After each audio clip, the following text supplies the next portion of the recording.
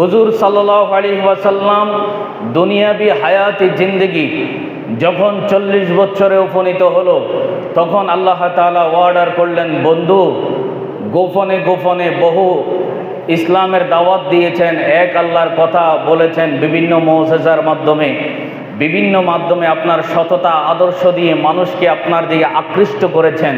বন্ধুগো, গোপনে গোপনে আর বলা লাগবে না, আজকে থেকে প্রকাশ্যে বলা শুরু করে দেন। সুবহানাল্লাহ।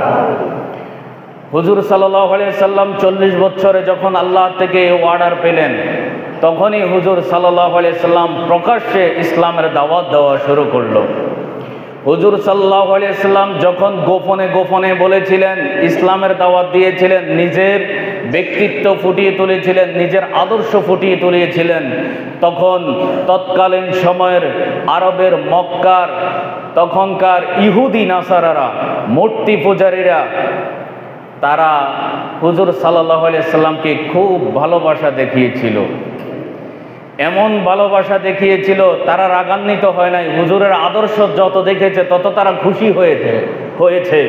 হুজুরের আমানতদারিত্ব দেখে তারা খুশি হয়েছে, হুজুরের চাল চলন দেখে তারা খুশি হয়েছে, হুজুরের কথাবার্তা শুনে তারা মুগ্ধ হয়েছে। হয়ে কি বলেছে জানেন? তখনকার বড় বড় কাফের লিডাররা, ইহুদি নাসারারা হুজুর সাল্লাল্লাহু আলাইহি সাল্লামকে আল আমিন বলে ঘোষণা দিয়েছে। সুবহানাল্লাহ বলেন। এই আলামিনকে এত বিশ্বাস করত,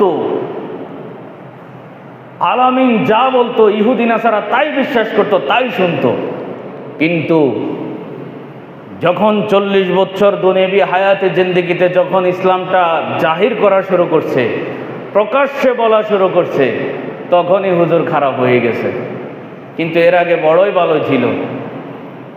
আব্দুল্লাহর ছেলে আমেনার গর্ভ থেকে যে সন্তান আসছে, এর মতো আরব কান্ট্রিতে লোক হয় না, পৃথিবীতে এর মতো ভালো মানুষ আর নাই, আর হয় না। কিন্তু যখনই আল্লাহর বাণীগুলো 40 বছর বয়সে যখন বলা শুরু করলো প্রকাশ্যে, তখনই খারাপ হয়ে গেছে।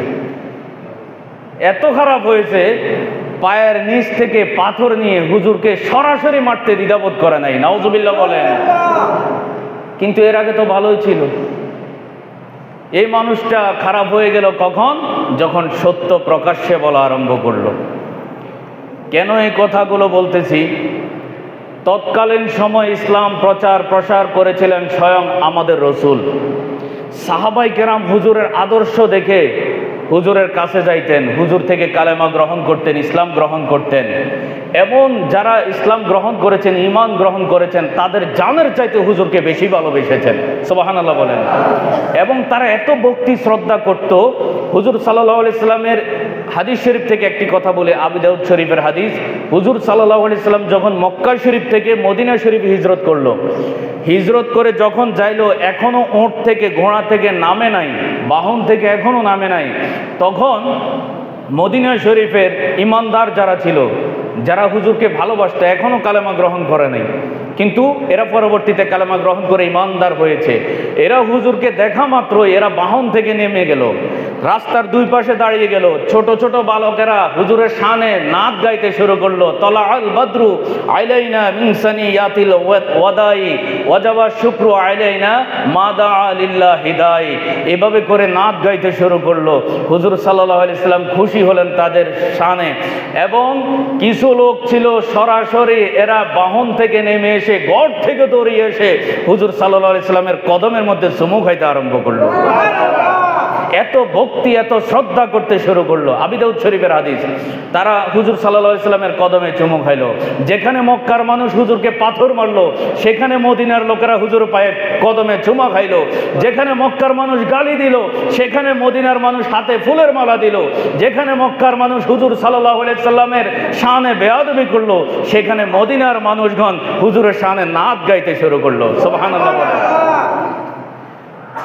ওই সময় এভাবে প্রেম ভক্তি ভালোবাসা দেখিয়েছিলেন আনসারী সাহাবীগণ, মদিনার সাহাবায়ে কেরামগণ হুজুর সাল্লাল্লাহু আলাইহি সাল্লামের শানে। এভাবে হুজুরকে যারা অনুসরণ করেছিলেন, হুজুরের কাছে যারা ছিলেন, তারা হয়ে গেছেন সাহাবী। এক একজন হয়ে গেছেন আবু বকর সিদ্দিক, এক একজন হয়ে গেছেন ওমর ফারুক আজম, এক একজন হয়ে গেছেন জিন নুরাইন উসমান গনি রাদিয়াল্লাহু তাআলা আনহু, আরেকজন হয়ে গেছেন বেলায়েতের সম্রাট হযরত আলী কাররামুল্লাহু ওয়াজহু। সুবহানাল্লাহ বলেন।